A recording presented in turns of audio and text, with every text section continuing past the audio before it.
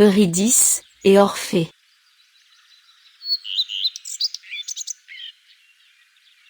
L'histoire d'Eurydice et d'Orphée est la plus célèbre histoire d'amour de la mythologie grecque. Le héros descend jusqu'en enfer pour retrouver sa bien-aimée. C'est un symbole d'amour sacrificiel, incarnant la sagesse et le dévouement.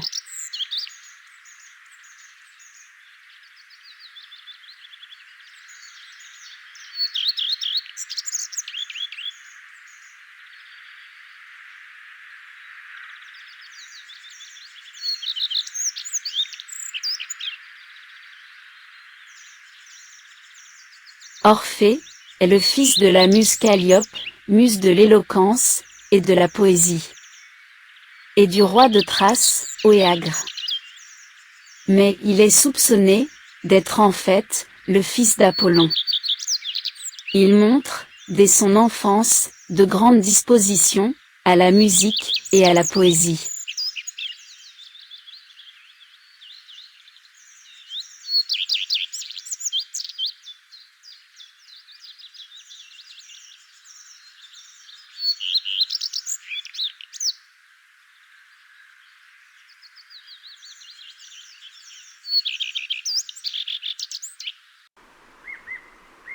Apollon lui offre une lyre, à 7 cordes, conçue par Hermès, à laquelle il rajoute 2 cordes, en l'honneur des muses. Il charme rochers et arbres, attendrit les bêtes les plus féroces. Et les hommes les plus durs retrouvent la douceur en l'écoutant.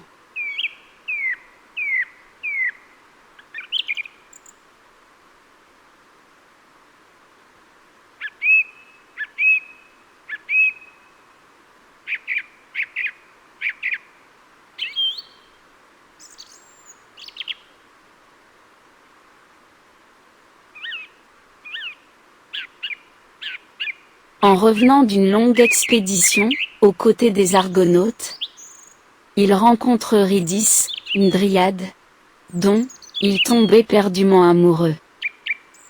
Déesse de la forêt, elle incarne de manière douce la force des arbres, particulièrement des chênes.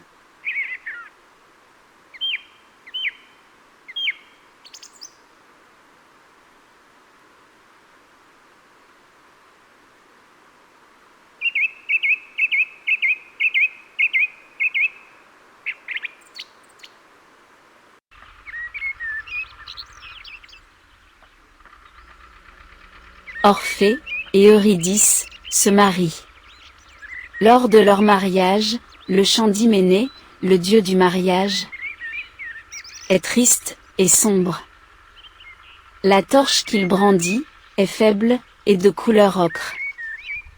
Autant de mauvais présages qui font pleurer les invités.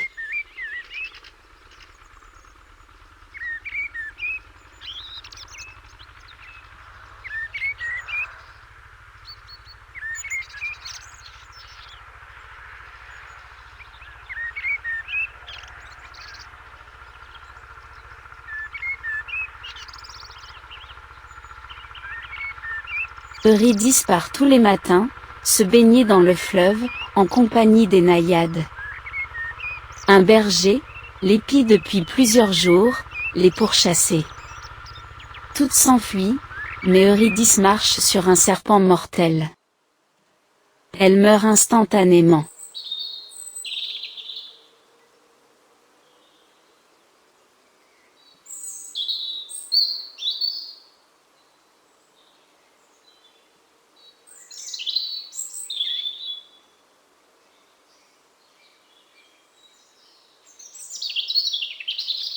Orphée, fou de chagrin, se rend à la porte des enfers, dans l'espoir de ramener Eurydice. Avec sa musique plaintive et lancinante, il charme le passeur Charon, le chien à 3 têtes Cerbère, les 3 juges des morts, les Euménides.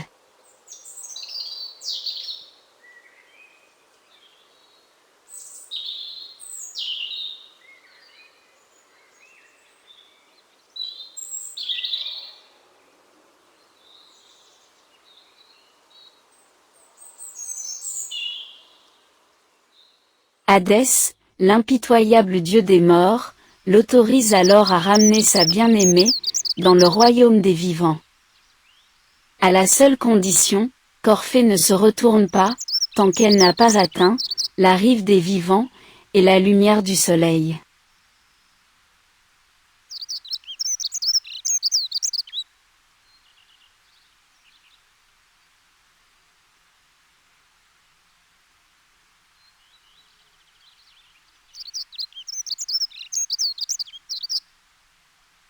Eurydice le suit dans la pénombre, au son de sa lyre. Lorsqu'il arrive près du but, Orphée, n'entendant plus de bruit, pris de doute, se retourne. La perdant ainsi, à jamais. Câblé de douleur, Orphée tente de redescendre aux enfers.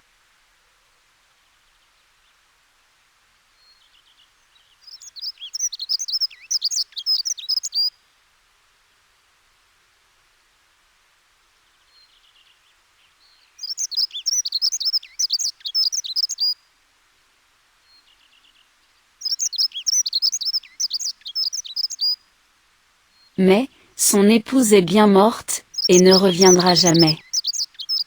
Il décide de se retirer, avec sa douleur, au mont Rhodope, où il cache son désespoir. Ne cessant de chanter son amour pour Eurydice. Le dieu Dionysos, le livre aux Ménades, les furies.